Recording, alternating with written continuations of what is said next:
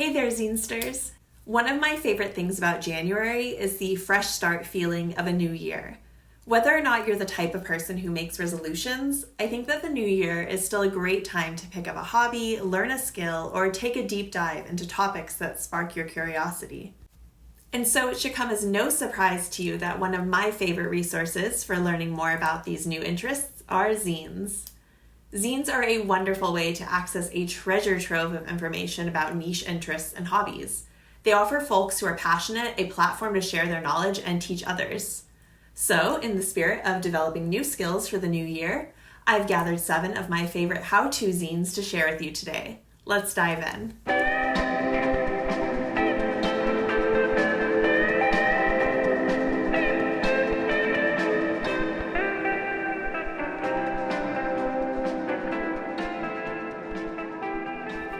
Zines are such a terrific way to foster communities around the things we are passionate or curious about, and our first zine is a helpful guide to creating these communities in the quote-unquote real world. Building a DIY guide to creating spaces, hosting events, and fostering radical communities by Neil Campow and a bunch of contributors from DoDIY.org is a resource for anyone seeking to host a house show, zine fest, poetry reading, or any other DIY event. I love how the zine describes DIY in its intro. DIY stands for do it yourself. As a general ethos, it's about taking direct action to live independently from capitalist society. Some of us are creating spaces that foster community. We are vast and varied. The one thing we all have in common is that we want control over our own lives, and we're doing something about it. And that right there is why I find zines so powerful, and why I love this zine in particular. It gives you the tools you need to create DIY community.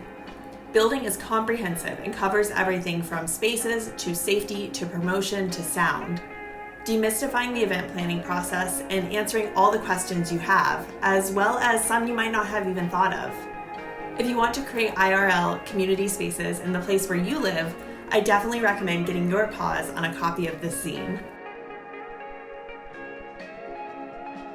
As an anti-capitalist, it can be really hard for me to find financial advice that doesn't give me the ick. So often these texts feel like they're written for folks who just want to get rich by any means necessary, and that just does not jive with me. Lucky for us, Anna Jo Beck of Biff Boff Bam Sock has published Personal Finance, a not boring and very important introduction to the subject.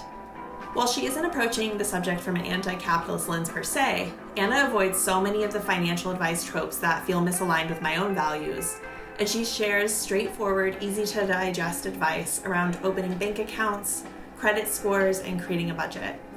And I would be remiss if I did not mention that this zine looks incredible.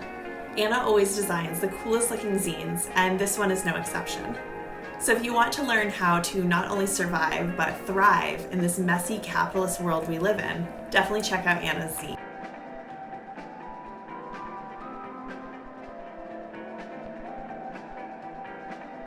Next up, I have a verdant bouquet of plant care zines to share with you. What better way to fight the cold, gray, icy gloom of winter than with lush green plants? Let's start outside. Growing Things by Joshua James Anderson of the Antiquated Future distro is a guide for beginning gardeners that has me eager to pick out my seeds and get this year's garden sprouting. The zine, which features submissions from Sarah Kellner, Jeff Shannon, Riley Thayer, Sarah Tavis, and Hannah Horowitz, is chock full of so much information, everything from breaking ground to seed saving to bugs. Growing Things is an accessible guide that is a solid foundation you need if you want to start a garden. But maybe you don't have the land for a garden. Don't worry, I've got you covered with some zines all about houseplants. First up, there is Begonia Care by Alyssa Giannini of Crafter DIY. This one is proof that a zine doesn't need to be big to share a bunch of useful info. This mini zine packs a punch. In just 6 pages, they cover the cane begonia's light, water, and soil needs, propagation, and troubleshooting tips if you notice your plant looking a little unhappy. I wish all plants came with a little personalized guidebook like this one. Our other houseplant guide is the terrific Plant Parenthood by Heather Anaker and Krista Feld. This lavishly illustrated zine covers the basics of keeping houseplants, plus deeper dives like working with fungi to improve your plant's health and the science behind plant intelligence. There are even tutorials, one for creating a macrame plant holder and another for a botanical communication meditation. But my hands-down favorite parts of this zine are the anecdotes Heather and Krista share in these essays, their personal connection to plants. Handwritten and lushly illustrated, Plant Parenthood is a must-have for anyone who wants to befriend a Boston fern or communicate with a cactus. I highly recommend it.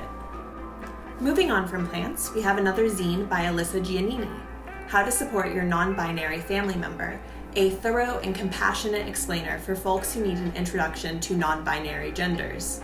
Alyssa's hope is that this zine will empower families, especially parents, to offer the support their non-binary loved ones deserve.